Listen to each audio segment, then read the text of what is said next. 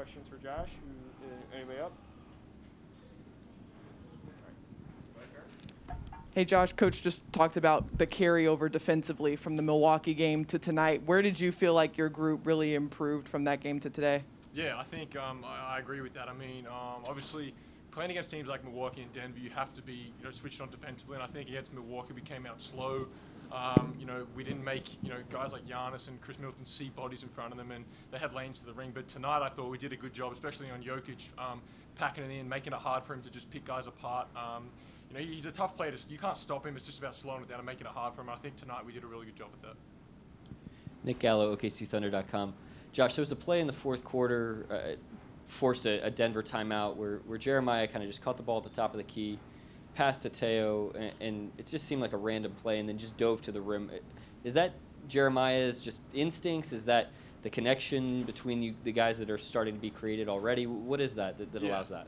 Jeremiah's a smart player. He's a really high IQ guy, and I think he reads the game well. I mean, and in that that large group we had out there was really free flowing. There was a lot of on balls just playing, and Jeremiah made a good read. He cut to the ring, got a bucket, and forced a timeout. So he's fun to play with. I mean, he's really switched on. He knows where to be. He's in good spots. He has good hands. Finishes well, can stretch the floor. So he's definitely someone I love playing with. Josh, how much fun was that closing group where it was four of you rookies plus Gabby Deck out there against, for a while, Denver's one of their best fives? Yeah, it was fun. I mean, especially with the crowd going and having those young guys out there playing against, as you said, Denver had their best guys out there until last couple of minutes. But for us young guys to close it out, it's a good learning experience. Playing against the talent we did. It's preseason, so win-loss, we're not overly worried. But for us to close that out tonight with a win was, it's good progress from what we've made in the Charlotte and Milwaukee game. And I think Coach would be happy with that, with how we handled ourselves on the defensive end, especially in that last kind of 4 or 5 minutes of that game to close it out. How do you like just having the ball in your hands toward the end of the game when it slows down a little bit and you're grinding out every possession? Yeah, I like it. That's when I like to have the ball, making decisions. When at the time we had Trey. Trey was really good in the crunch time tonight. So between us sharing the ball handling duties, I think it was really good. I think in that last 2-3 minutes, we're trying to just slow the game down. Keep the ball in our possession, and we found guys got good looks, and I think that's what led us to closing that game out.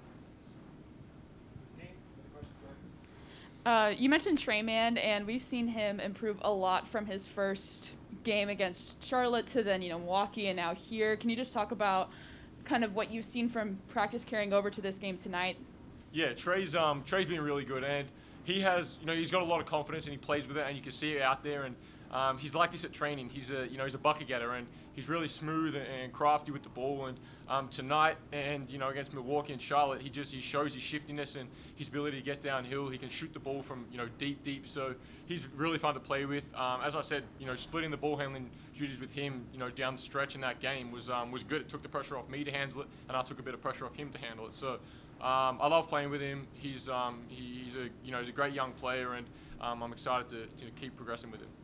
And then this is your first back-to-back as a rookie. All the rookies are going their first back-to-back. Is there any advice that the veterans have given you, or from what to expect going into your first back-to-back challenge? Not really. I haven't. I mean, it's going to be tough. I mean, I've never played a back-to-back on this tonight and then the next night straight away. So I guess it's good for me now to get a taste of it, because we've got 82 games coming up in a year, and I've never even came close to that before. So it'll be a good test for me and the other young guys. I haven't done this before, to see where we're at, fitness-wise, and how in game shape we are, I guess. So this is good for us. I wanted this to have a back-to-back just to kind of feel it out before we have it in the regular season.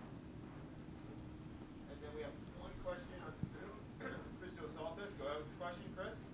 Christos? Hello, hope you're doing well, Josh. I would like to ask you, what journey so far this as a rookie? What are your expectations for this season about your growth and your role in the team? Expectations for your role? The team's expectations? Your expectations for yourself. Oh, for myself? Yeah, for myself, I mean, I don't really come in with any, individual kind of accolades to win Rookie of the Year or to average these stats or whatever. For me, it's about, building a winning culture here. And, it's not a secret that we're a young team, and we don't shy away from it. And, there's going to be a lot of nights where we're outmatched, whether it's physically or experience-wise. And, we've always kind of talked about and preached, throwing the first punch and standing up. to those type of teams. And we're going to see it on a lot of nights where we're younger and outmatched physically. But, whether we, how do we respond to that? Do we throw the first punch? Do we come out hard, or do we kind of take a back seat and let them, roll over us? So, for the team, that's what I want to do at least is try and build a winning culture here. Win as many games as we can, and the individual stuff for me, it doesn't concern me. I mean, it's all about us as a group and taking strides forward every game. And then last question for Josh, we're going to go to Nick Crane. Go ahead, Nick, question. Yeah, hey Josh, tonight was the first game with Derek Favors on the floor to start the game. On a team full of young players, how much does it help to have a veteran on the floor to start a game to make sure you get off to a solid start? Yeah, it helps having Fave a lot. I mean, he's a vet. And he's great to play with in the pick and roll. He's got great hands, great touch around the ring, and he's an awesome dude as well to have around the locker room. So it's good to have Fave. It's a different type of guy. He's an older guy compared to what we have in the group.